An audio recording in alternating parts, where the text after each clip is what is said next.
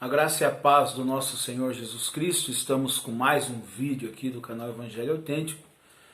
E hoje eu quero falar um pouco da adoração a Deus, adoração ao Senhor Jesus Cristo, de uma forma que é bem pouco falado, bem pouco comentado, que se encontra em Romanos capítulo 12, a partir do verso 1, que diz: Rogo-vos, pois, irmãos, pela misericórdia, ou pelas misericórdias de Deus, que apresenteis o vosso corpo por sacrifício vivo, santo e agradável a Deus, que é vosso culto racional.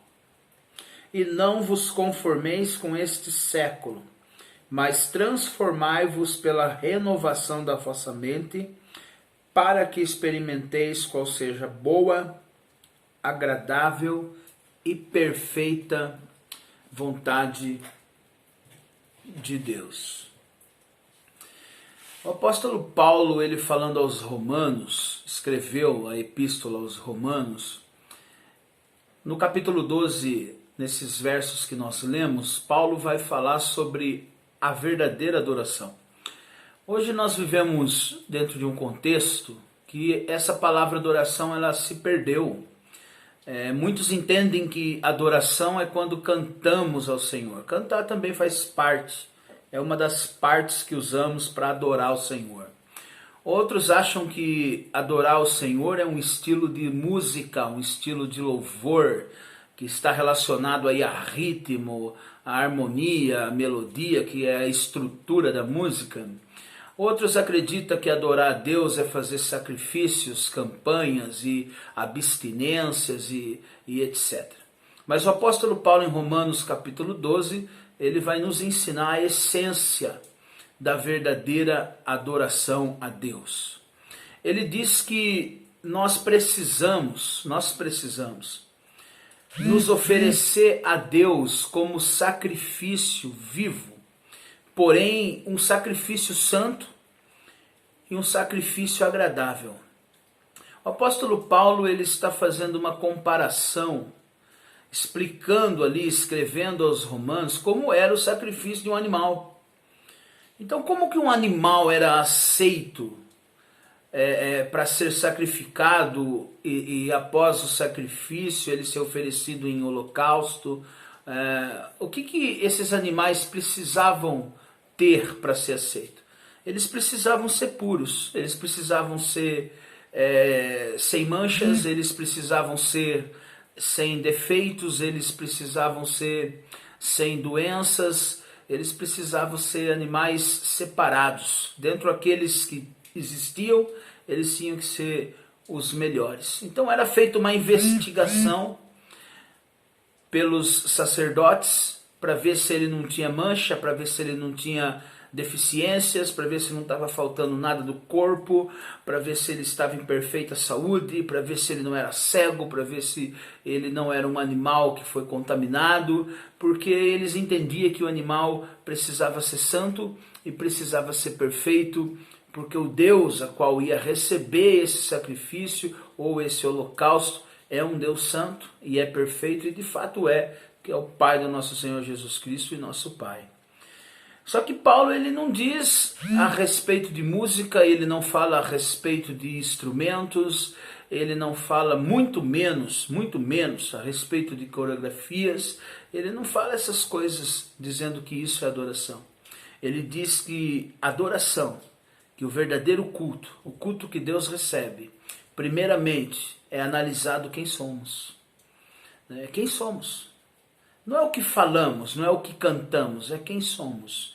Ele diz assim: quando vocês fizerem um culto, façam um culto racional. E qual é o culto racional? Que vocês mesmos se ofereçam como sacrifício vivo. Que vocês façam uma análise de vocês e veja se vocês não vivem uma vida manchada pelo pecado. Vê se vocês não vivem uma vida de deficiência, de caráter, de conduta, de transgressões.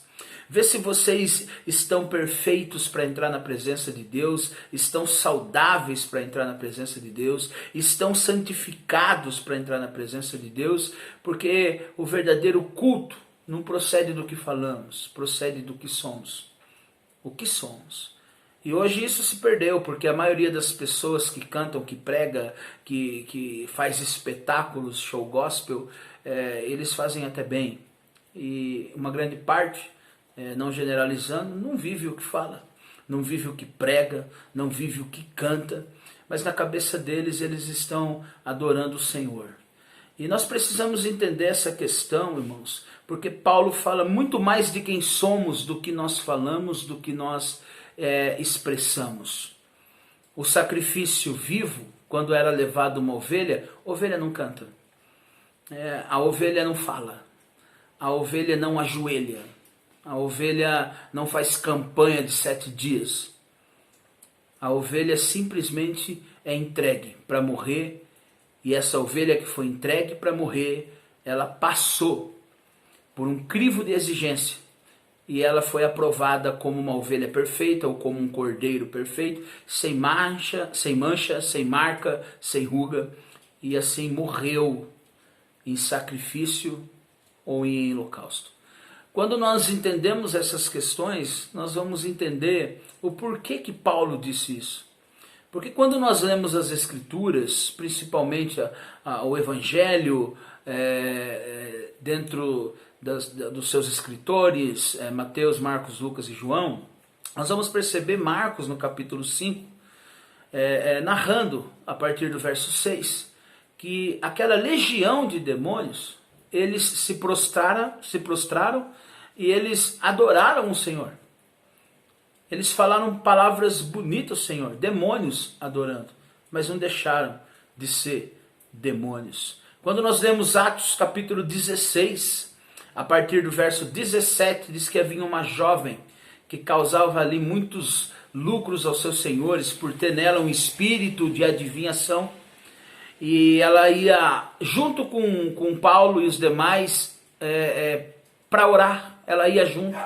E ela ia falando sobre a questão de quem eram aqueles homens, Paulo e Silas, dizendo: esses homens são servos do Deus Altíssimo que anuncia o caminho da salvação.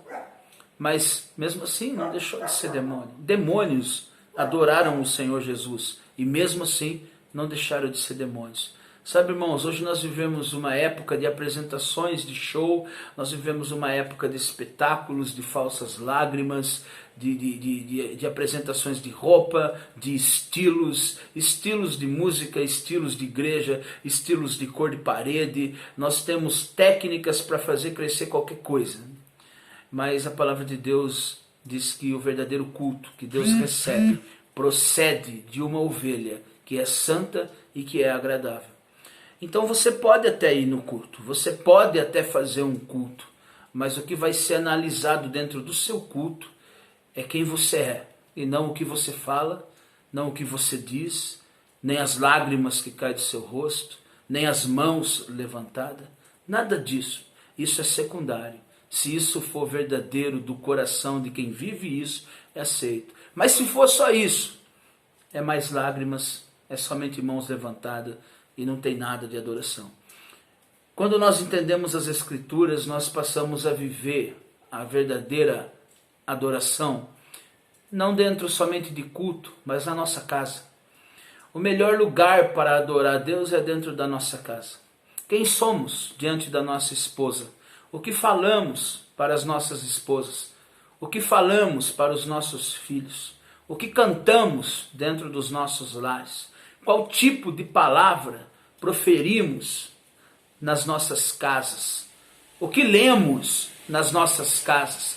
O que pesquisamos nos nossos computadores?